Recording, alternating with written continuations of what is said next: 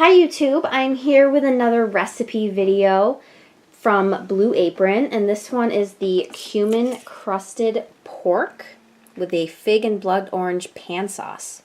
So if you are not familiar with Blue Apron, first of all, go check out my other videos. I do an unboxing, and I also make the cauliflower pizza. But if you haven't watched those, Blue Apron is basically a company that sends you ingredients for meals that you can cook at home. And what's really nice about it is you don't have to go to the store and buy 10 times as much of an ingredient as you actually need.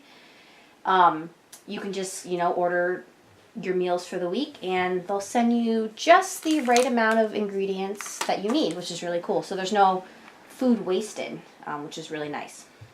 So I'm going to take you through the ingredients for this. Everything that you see in front of you was sent to me. I don't need any other additional ingredients for this one. So here we have a pork roast. I'm not sure how much, does it say? I don't think I know how much meat is here, but and then we have some dried Turkish figs, the pork roast spice blend, some almonds, an orange, a fennel bulb, and I've never worked with fennel before, so I'm going to have to figure out how to cut this thing up and prepare it.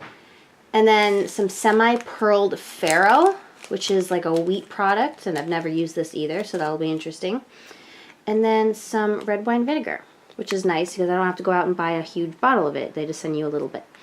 So those are the ingredients, and I'm going to start preparing the fennel right now, and I'll let you know when I'm done with that.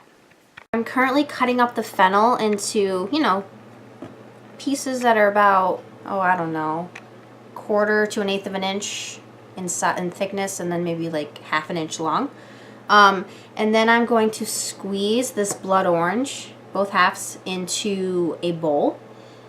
And I also have a pot of boiling water on the stove right now that I'm going to add the farro to in a minute here.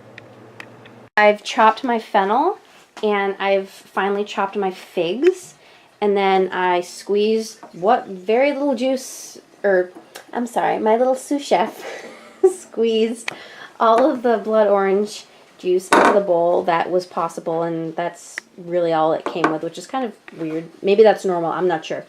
I need to chop my almonds, but I have lined a sheet pan with foil, and I patted the pork dry with paper towels, and now I just have to season it with some salt and pepper and my spice blend. My farro cooked for about 16 minutes, and I tested it, and it's tender, so it's done, and I drained the water off.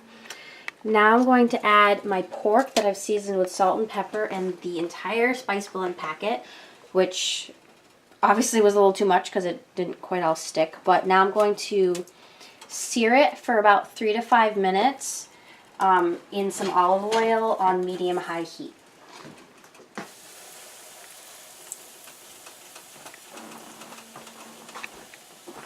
The pork is done, done browning at least. It's seared for about 6 minutes, and I would flip it occasionally to make sure it browned all the way around. And now I'm going to put it on my sheet pan. And then I'm going to place it in a 450-degree oven. And that's going to cook for 20 to 22 minutes, or until the internal temperature is 145 degrees. Next, I'm going to add my fennel into my olive oil and kind of the fat drippings and anything else that might have come off the pork. And I'm going to cook that for 11 to 13 minutes, or until lightly browned and softened. My fennel cooked for about 11-ish minutes. It's soft, so I pulled it out of the pan, and I didn't really care for how much extra oil was in the pan or on the plate, so I did dab it a little bit with a paper towel to soak up some moisture.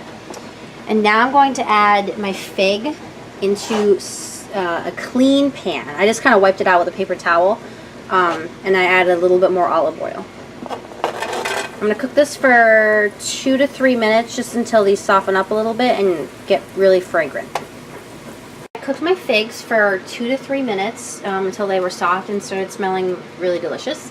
And I added the vinegar into 3/4 cup of water, and then I poured that into my pan. And I'm going to cook this for 6 to 7 minutes, stirring occasionally, until the sauce kind of starts to thicken up a little bit and the figs soften some more. I'm going to add my almonds into my farro, as well as my fennel.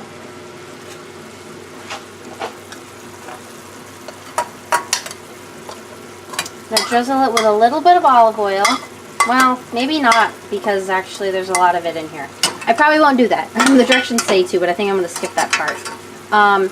And then my pork was in the oven for like 23 to 24 minutes. And I tested the temperature and it's like 155, I think, so it's definitely done. And I'm just waiting for this fig sauce to thicken some more.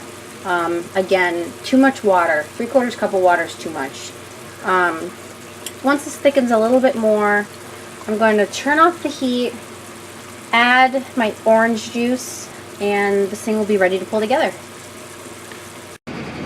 Okay, so I pulled the dish together with the fennel and farro mixture on the bottom, and then I topped it with the thinly sliced pork, and then some of the blood orange and fig pan sauce that I poured right over top. So yeah, that's it. If you have any questions about it, let me know, and I will talk to you guys later. There you have it, guys. This is the finished plate.